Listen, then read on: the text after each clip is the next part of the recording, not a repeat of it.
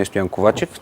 Аз трябва да представя новия модел на Suzuki Swift. Това е изцяло нов автомобил, който е с нов двигател, нова ходова част, нова трансмисия. Изцяло нови светлини. Като купе се различава от предходния автомобил, че е по-дълъг с 9 см, междуосието му е по-голямо с 5 см. Предходният автомобил притежава сертификат за европейско съответствие Евро 4. Новият автомобил притежава съответния сертификат в последната му версия Евро 5, който се слави с по-ниски разходни норми, по-екологичен и по-сигурен по отношение на пътниците и участниците от движението. Направен е от последно поколение енергоабсорбиращи материали и покрива абсолютно всички изисквания за активна, пасивна безопасност, шум на купето и вредни емисии. Сега ще поприказваме малко за интериора. Като стандартна окомплектовка, новия Swift е с по-богато серийно оборудване.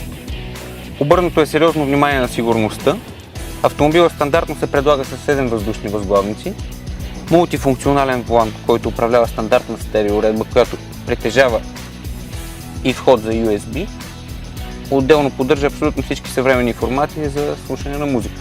Автоматични фарове, регулируем волан в височина и дълбочина.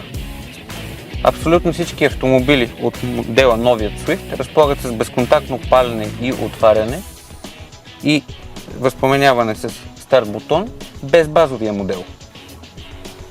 Запалването става с едно натискане на бутона.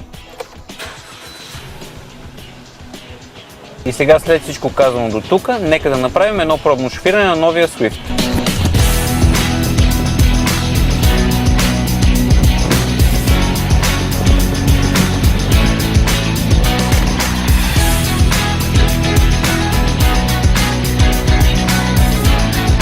Обърнато е сериозно внимание на комфорта на пътниците и на шофьора. Повече разстояние между седалките, между отделните уреди в купето и повече въздух в самото купе.